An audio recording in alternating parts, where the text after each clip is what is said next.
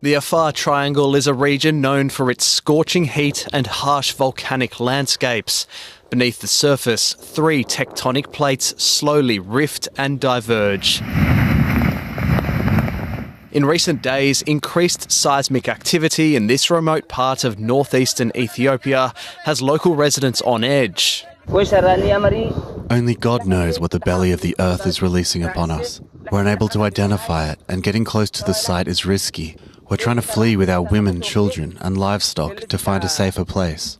In the past month, the US Geological Survey has recorded at least 70 earthquakes around Mount Dauphin. 5 tremors alone in the past 24 hours, including one with a magnitude of 5.7. Since Thursday, nearby residents have started to flee after witnessing steam eruptions from the long-dormant volcano. Fissures running close to the mountain have in recent days started spewing a mix of gas, rocks and mud. No casualties have been reported, but authorities say dozens of properties have been damaged by the earthquakes, while major cracks and mud flows are damaging crucial water pumps and infrastructure. We have no food to eat. We are displaced and facing significant difficulties. We do not even know where we are going. Experts say the activity doesn't necessarily mean an eruption of Mount Dauphin is imminent, but these residents aren't leaving anything to chance. Taisok Yuzi, SBS World News. Nearly 70 million people are under winter alerts in the U.S. with a powerful weather system expected to bring a potent mix of snow, ice, and blizzard conditions, accompanied by wind gusts of up to 50 miles per hour.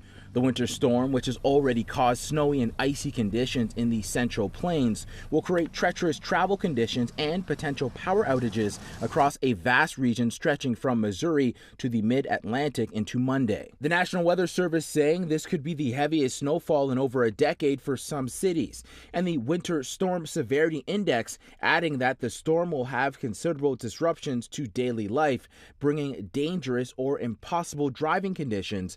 Ahead of the storm, the governors of Kentucky, Virginia, West Virginia, Arkansas, and Missouri declared states of emergency, while Maryland's governor declared a state of preparedness. It's rapidly coming down, getting worse. The Kansas Highway Patrol trooper telling drivers to stay home. He shared this terrifying photo of a car smashed between 2 semis, and these photos of near whiteout conditions on Interstate 135. There are some really bad conditions out here. There's a lot of snow, significant amount of snow. The Missouri Department of Transportation warning drivers not to travel after dozens of calls from stranded motorists on Saturday night, while Kentucky State Police sharing this photo of a mangled patrol car that was hit on the highway. We ask that you take steps to prepare yourself. The treacherous weather comes as millions of Americans return home from the holidays. As of Sunday afternoon, more than 1,000 flights canceled and more than 3,100 delayed across the United States. Meanwhile, parts of the southeast were also under the risk of severe storms, including tornado watches in Arkansas, Louisiana, and Mississippi. Brandon Rowe, City News.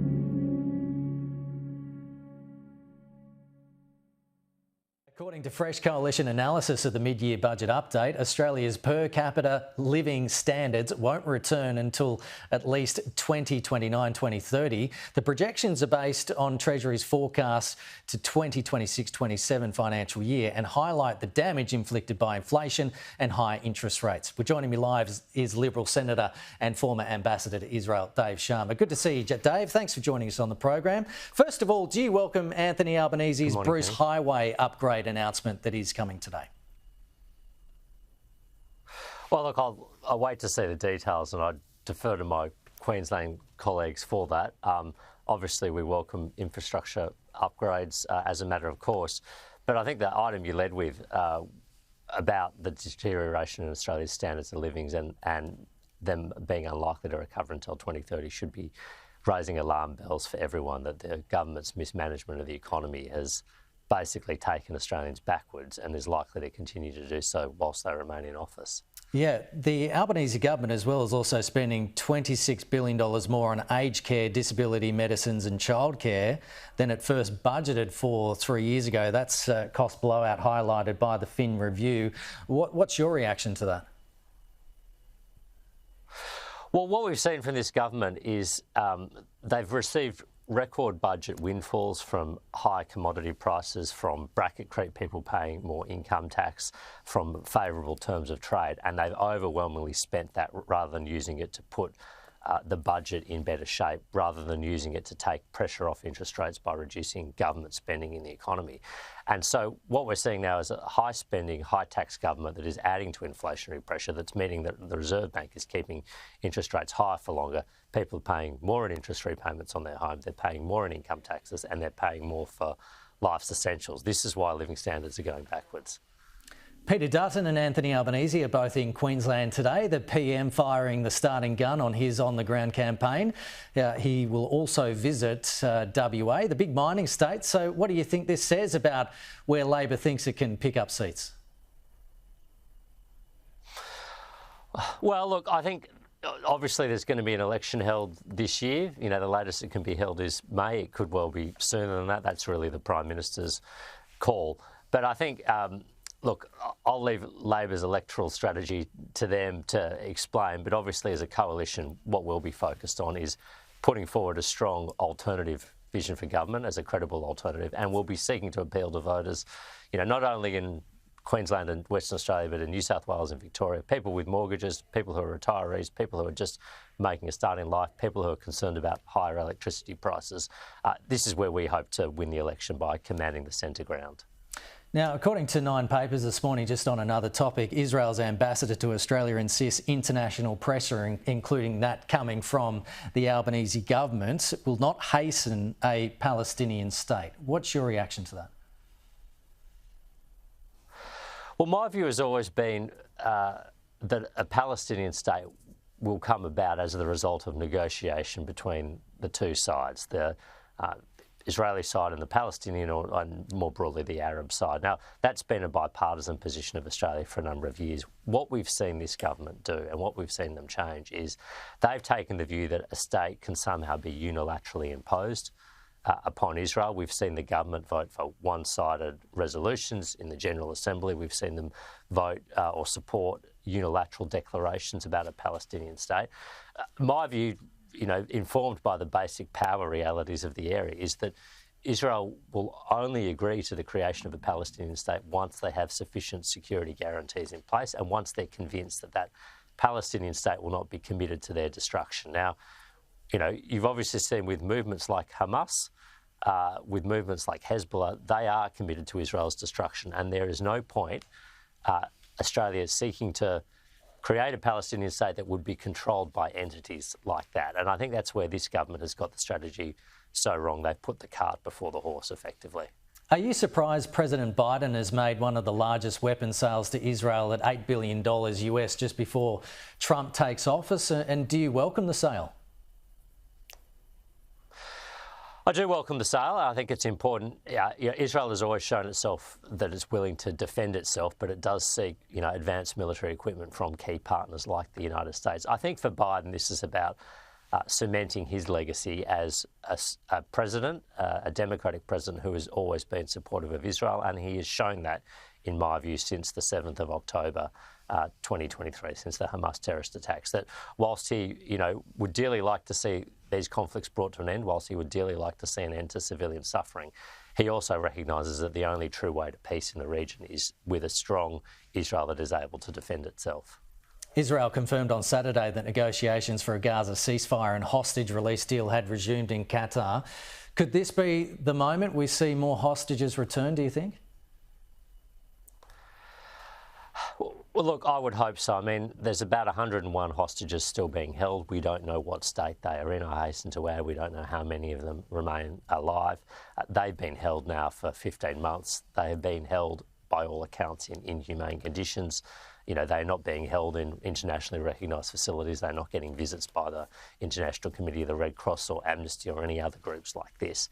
And we've seen from the hostage videos that have been steadily released, including one just a few days ago, that they are in a distressing state. So I would dearly like to see the hostages released. I think what we can do in the international community to help bring about a ceasefire is to make sure that we stress that Hamas has done the wrong thing, that they should be releasing the hostages immediately and unconditionally, that the way this conflict ends and the way the suffering for the Gazan civilian population ends is for those hostages to be released. That has always been the key to creating an enduring ceasefire in this conflict. Hamas has been intransigent to date, and in part it's because they haven't faced sufficient international pressure to release those hostages.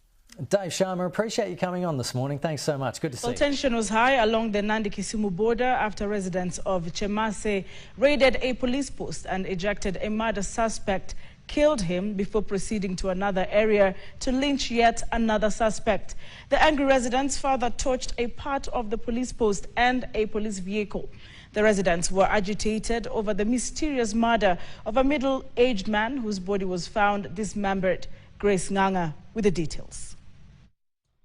In the latest mob attack on the police, an irate mob attacked Chesweta police post, baying for the blood of a murder suspect who was being held there. They ejected the suspect from the cells on Thursday night and killed him. The 30-year-old suspect, Victor Kimtai, is alleged to have beheaded a man identified as Enoch Kiplagat and dumped his head in a pit latrine in Chebusias before threatening to repeat the act on his immediate family members. The missing parts of the body of the deceased indicated that he was brutally tortured and his head, toes and private parts dismembered. Private parts yake pia imekatwa, imechukuliwa na mtu ametupwa katika shamba moja katika eneo letu. Na kama angekuwa si serikali tena, maneno yangekuwa mbaya. The residents attacked Chesweta, where 7 police officers were manning, picked the suspect and lynched him. According to Kibisem Assistant Chief Simeon Biwot, the suspect had reportedly gone to Nambambili Market to celebrate the New Year in one of the entertainment joints along Muhoroni Miwani Road before he was arrested by police. Kuna mtu alikuwa ameuawa na aliuawa kwa ile njia inaiwezi kueleweka. The angry residents later went to Chemase police post where they torched a building and police vehicle and later proceeded to Kibigori Junction where they hunted and killed another suspect in the market center. Norovirus is a stomach bug known for its rapid transmission, spreading quickly through contaminated foods or close contact. Health officials say prevention is key. It's that time of year when sickness spreads quickly, especially after holiday gatherings. We actually tend to see more norovirus cases associated with the winter months as opposed to the summer months, so it's not uncommon to see an increase right around this time of year. Norovirus cases have recently spiked across North America. Recent numbers from the U.S. Centers for Disease Control and Prevention show there were 91 outbreaks of norovirus reported during the week of December 5th, up from a maximum 65 cases the previous years. Symptoms of norovirus are predominantly vomiting and diarrhea. So vomiting is by far the most common symptom and usually presents first, and then diarrhea usually a little bit later. The symptoms themselves last from about 24 to 48 hours. Infectious disease specialist Dr. Kalina says groups that are more vulnerable to the virus include babies, young children, the elderly, and those with weakened immune systems. We often see norovirus outbreaks associated with daycares, cruise ships, and improperly prepared food. And so there was a recent outbreak actually associated with raw oysters, for example, throughout the United States, which has led to a number of recalls. There is no specific treatment for norovirus, but health officials say staying hydrated is key to recovery. If you're helping take care of somebody who has norovirus, making sure that you're washing your hands with soap and water is really important, because alcohol-based hand sanitizers don't actually work very well against the viruses.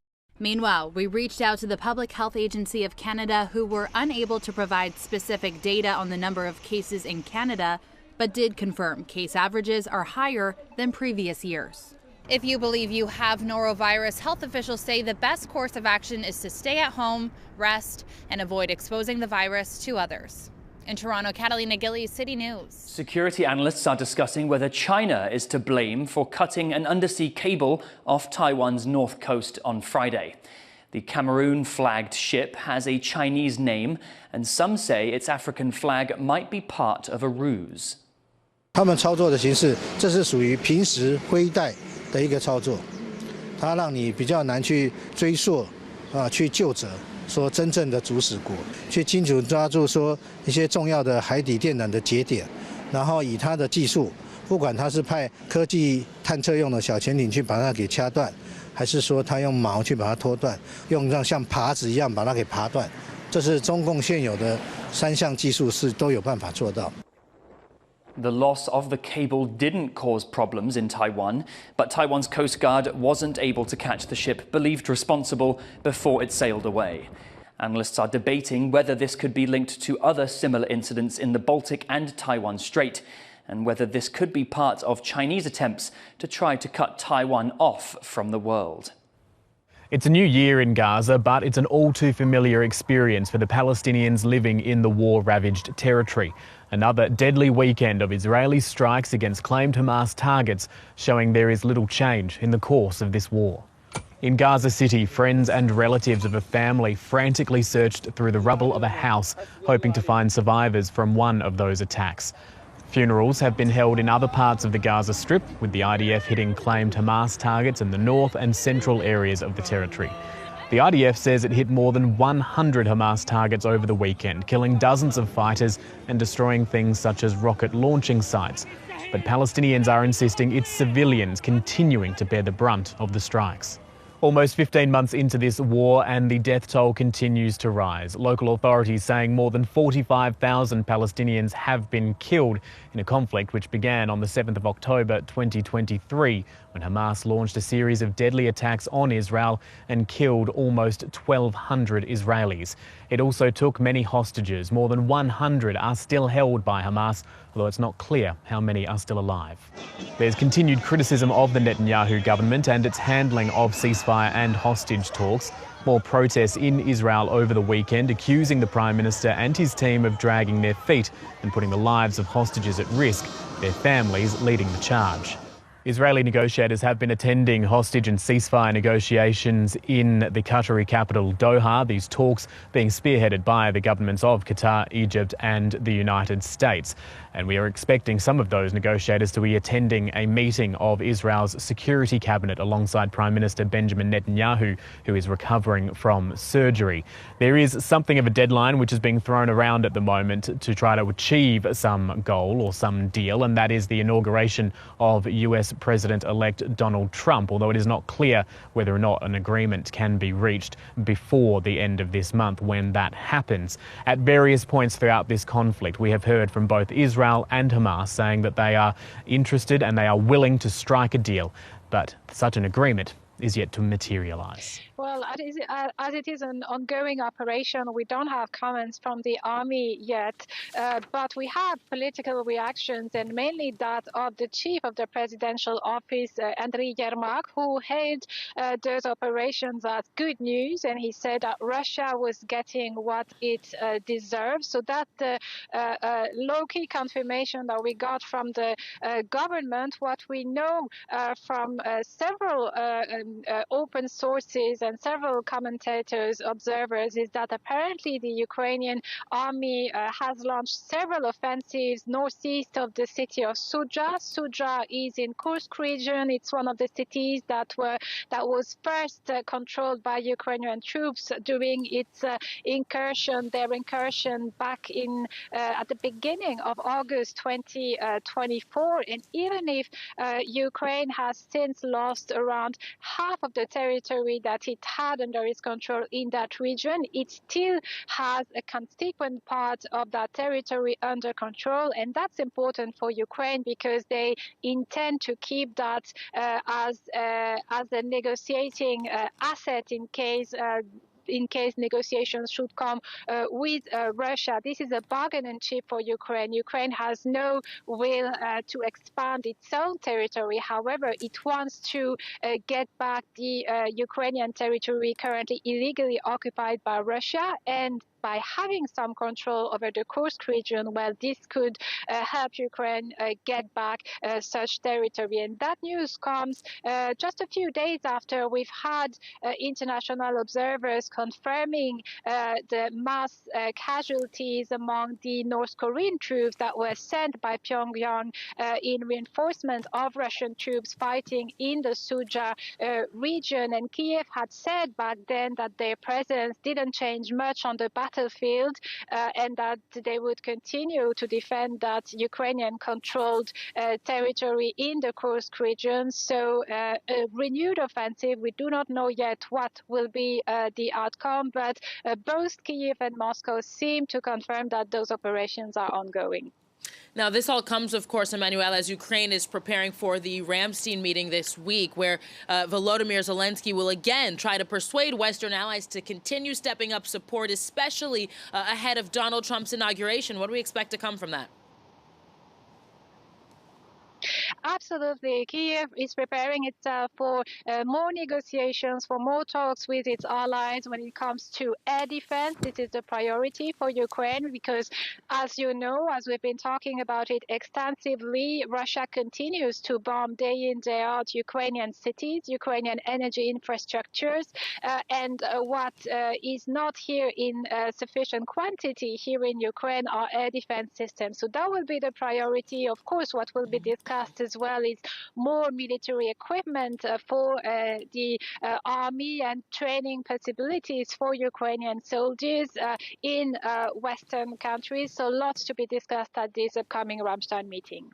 Emmanuel Chaz in Kyiv, thank you very much for that roundup. Gabriel Noronha is a former special advisor for Iran at the U.S. State Department under Secretary of State Mike Pompeo, and also Executive Director of Polaris National Security, is now joining us from Washington, D.C. Mr. Noronha, Happy New Year, and thank you very much for making time for us. Let's begin by analyzing the Defense Secretary or the Defense Minister of Israel. Will he be able to handle the Yemenis now that he's, handling Lebanon and he's handling Gaza on one end?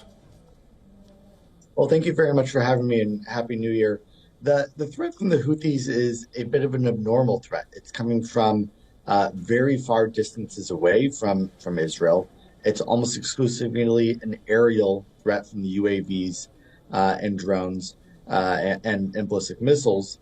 And at the end of the day, what Israel has to decide is, does it try to put consequences on the Houthis itself, or does it try to penalize its backer, its funder, and its equipper, which is the Iranian regime? Thus far, they've done a few strikes into Yemen in response, but I think the issue is that the Houthis are not deterred. Iran is the one that is directing all of this, and Iran has to face consequences for any of this to stop at the end of the day.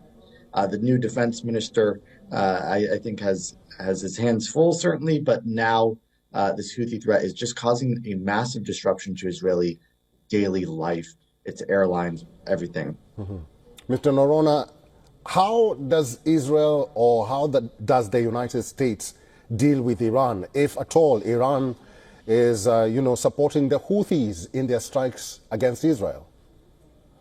So the Trump administration in its first term had a policy that we announced in 2019, which was that we would take any attack by Iran's proxies, we would treat that as if it were an attack by Iran itself, and we would hold Iran itself accountable. And that's the policy that needs to come back into place. No one in Tehran suffers consequences when these things happen. It's always the proxies, the Arab proxies, much closer to Israel, who get attacked. And I think that that paradigm needs to shift, where instead of giving the proxies the illusion that they're the ones doing it, we need to make the regime itself pay. That means targeting the regime's senior leadership and its own military infrastructure inside Iran. Mr. Noronha, we saw Iran, attacking Israel, so to speak. That did not go on. We also saw Lebanon or the Hezbollah attacking Israel. That was stopped. But now Yemeni Houthis are claiming or are becoming the new problem. Why now? Why does the Houthi rebels want to escalate this situation even further? Why now? So part of this is, again, a strategy from Iran. Hamas and Hezbollah had to basically either be destroyed or they had to make agreements with Iran, with Israel to save them from total destruction.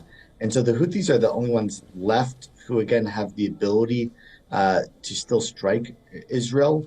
They still have some capabilities. And this is intended to be a slow driving force to slowly degrade Israel's capabilities, its willpower, its morale. Things like its travel and tourism industries are suffering massively here. And so Israel's been very wary of using its limited resources and its limited arsenal against the Houthis. Same with the United States, with its conflicts against Russia and China on the horizon. The United States isn't eager to use large amounts of munitions on what are relatively unsophisticated adversaries. All right. Mr. Gabriel Noronha, we'll have to end this discussion here. Thank you very much for your insights and for talking to us today. Thank you for having me. Iranian Foreign Minister Abbas Araghchi says Tehran is ready to renew talks with world powers over its nuclear program. We hope to restart the talks with the aim of reaching an agreement. We are willing to follow the original comprehensive agreement model on the Iranian nuclear issue, making efforts on the Iranian nuclear program and sanctions relief, and negotiate on this basis. The message from Iran comes just 2 weeks from the inauguration of U.S. President-elect Donald Trump, who famously left the previous nuclear deal and applied a maximum pressure strategy of sanctions on Iran. Tehran is insisting diplomacy is always an option. Sanctions are an inhumane and hegemonic tool used by the United States and Western countries. These sanctions have been imposed on Iran for over 40 years, yet they have proven to be ineffective. Meanwhile, Iran is facing significant economic struggles domestically, as well as a series of military setbacks, including a major weakening of its main proxies in the region. Iran is also dealing with an energy crisis that shut schools and official offices across the country in December after being forced to ration electricity in the middle of a harsh winter. In an interview with the China media group, Araghchi instead turned the focus to Iran's conflict with Israel. We are fully prepared for the possibility of further attacks by Israel. I hope Israel will refrain from taking such reckless actions, as they could lead to a large-scale war. The IDF is reportedly on high alert in the coming days, preparing for potential extreme steps by Iran against Israel, as the Islamic regime is increasingly under political and international pressure. Tensions escalating between Pakistan and Afghanistan. A senior Afghan minister has warned Islamabad to not test the patience of its western neighbor. Sher Mohammed Abbas Stanikzai, the deputy minister of foreign affairs for political affairs, cautioned Pakistan not to exploit the patience of Afghanistan's government.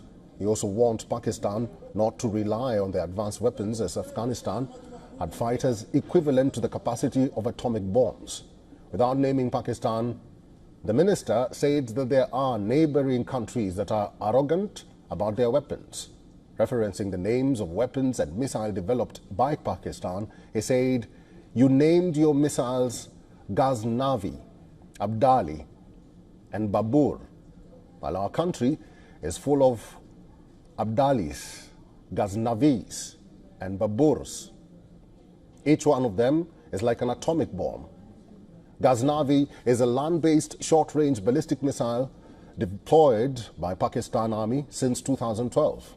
It is codenamed after Mahmud Ghaznavi, with its military deployment designation as Hatif-3. The Abdali is a land-based tactical ballistic missile developed by Pakistan's Space Research Commission. It is codenamed after Ahmad Shah Durrani from the Abdali tribe. Its military deployment designation is Hatif-2. The Babur, or the Babar, is also known as Hatif-7. It's an all-weather subsonic cruise missile. Recently, the ties between the Pakistan and Afghanistan have soured after the airstrikes by Pakistan fighter jets in Afghanistan's Paktika region and the clashes between two armed forces along the border. Both sides clashed in the Khost province on Friday.